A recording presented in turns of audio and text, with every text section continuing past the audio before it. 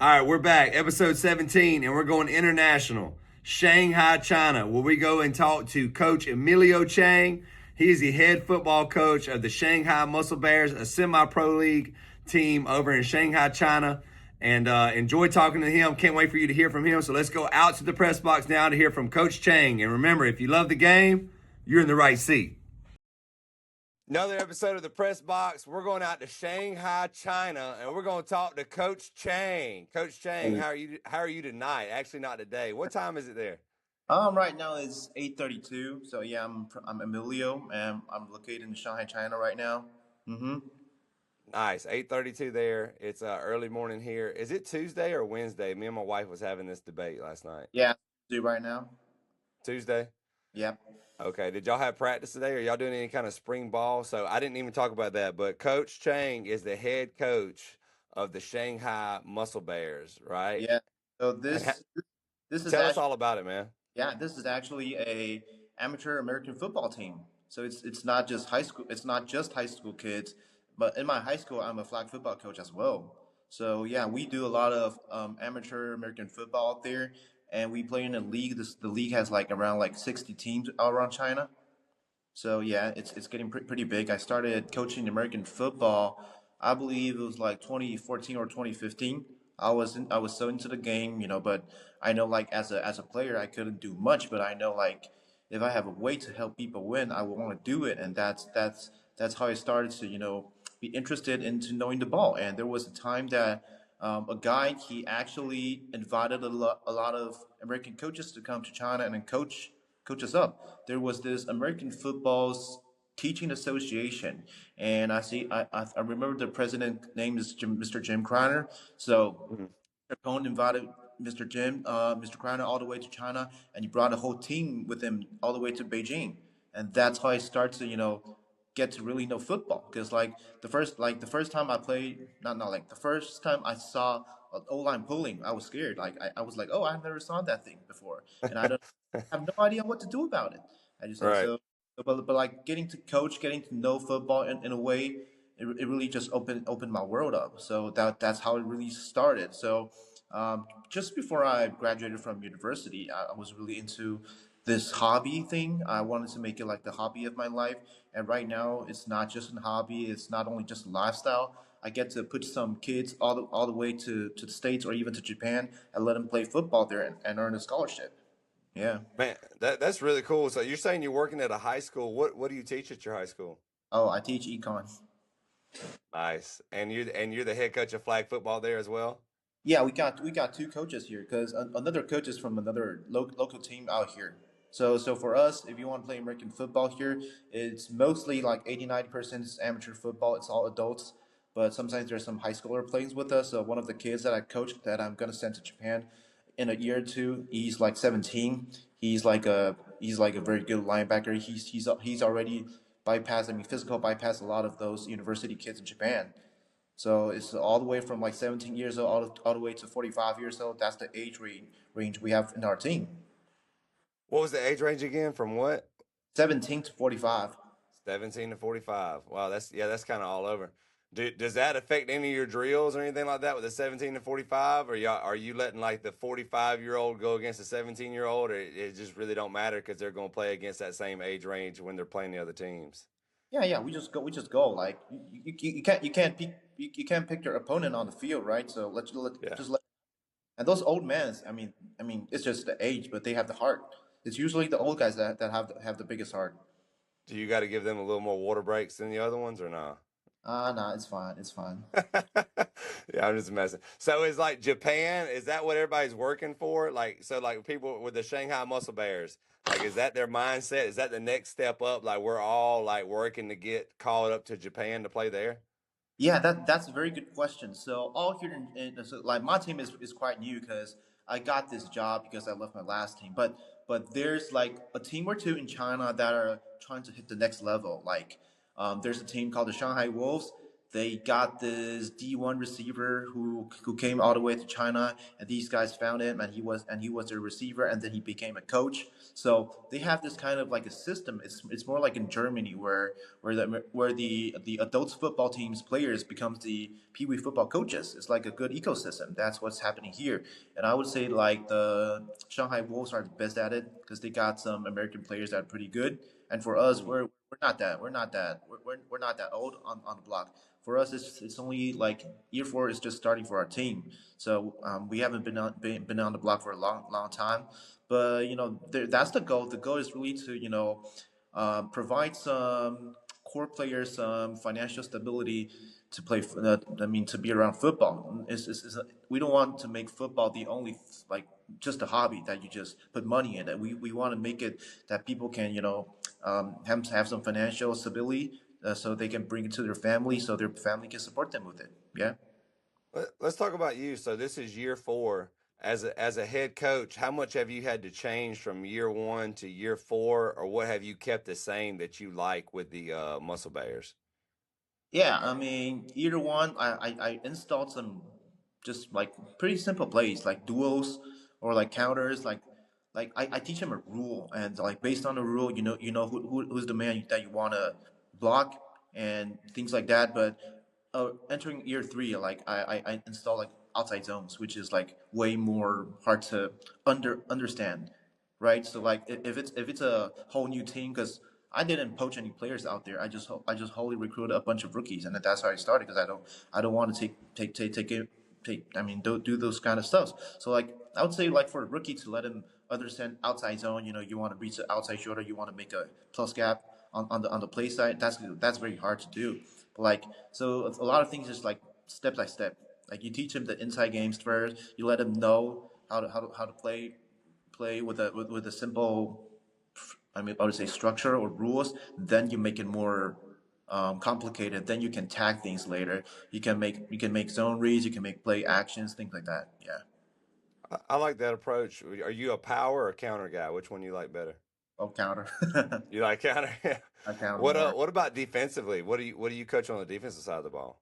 So to be honest, we don't have that much coaches in my team. So I would make the defense more simple. I won't give it a lot of like calls. It's more like based on what they do, how can we get the most out of the less practice time we have? Because like if I have like two, three coaches, which I'm about to have this year, which I'm lucky, we can do a lot of stuff. We can design pressures, we can do run stunts, things like that. But when it's only me that's the main guy that can do all the schemes and know how I want the things to look like. I mean, it's way more harder. It's not about how can I attack them. It's more about how can I be very efficient with my time. Like if I can just only put like 20-30% of my time on the defense, but they give me like 80% of the result I want. I'm down to that. I'm down to that. Yeah, I see that. So defensively, I'm gonna help you right here. You can install this one. You get you a five down front and then Mm-hmm. run cat coverage behind it. Cat coverage is I got that cat and you got Mm-hmm. that cat. All right. So y'all just kind of man it up, go no middle of the field safety and just sell out and stop the run, man. Yeah, I mean, for us, it's only palms and cover zero. Oh, yeah, yeah. Hey, there you go. Hey, that's not bad. That's pretty cool. Are y'all in off season right now, or what? When does y'all's season start? Man, How's that look? when I started football, it was like the States. We started in September, but it's like 5 games for regular season and then it's postseason. But right now, it's getting crazy. They want us to start playing football at the end of June. Wow. And what is that goes from June to well, that's 60 teams. That's a lot of teams. From June to what? Like November, December? The season should end between Christmas. Okay, golly, that's a long season. Yeah, it's going to be hell for those teams that don't have enough players. Because if you want to play in the summer, you got to have a good rotation, and otherwise, people are just tired.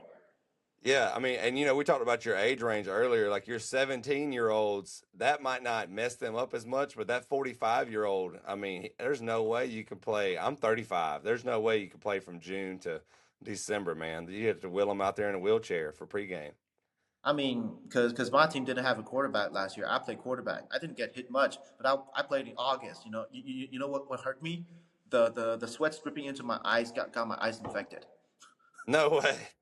I'm not kidding. I didn't get hit much, but like the biggest injury was that my sweat kept getting into my eyes, and it got infected for like a week or two.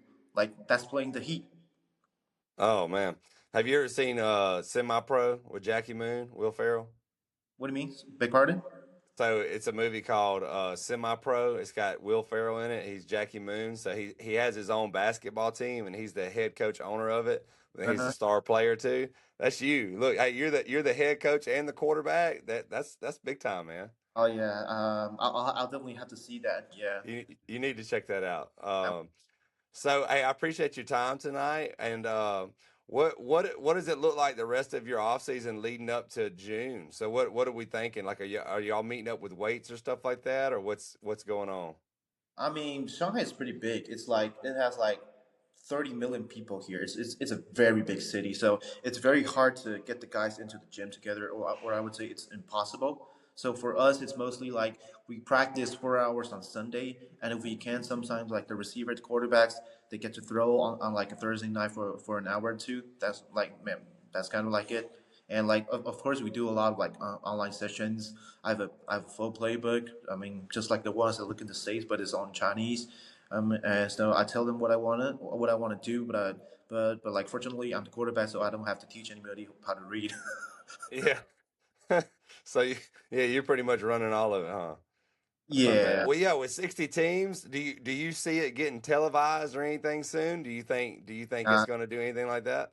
I mean, you can get it streamed on like TikTok or stuff or other platforms, but it's definitely not getting on the TV for sure. Because like the whole TV thing from here in the States is different. It's not that you can just buy out a contract. You can just contact somebody, ask them if it's interested. You got to be like supervised somehow, and I mean it's not that big of a sport here yet, but it's growing. Because like when I started like 2014, there were only like 15, 10 to 15 teams all over China. And right now in the league, there's 60, and there's even more outside there that's not in the league. So this sport is definitely getting bigger and bigger. There's more and more people joining in, and I would say people do see how American football is it brings the best out of it, and also like flag football brings a lot of kids and women out here and make them more focused to know this game more. So I would say that football is getting better and better these days.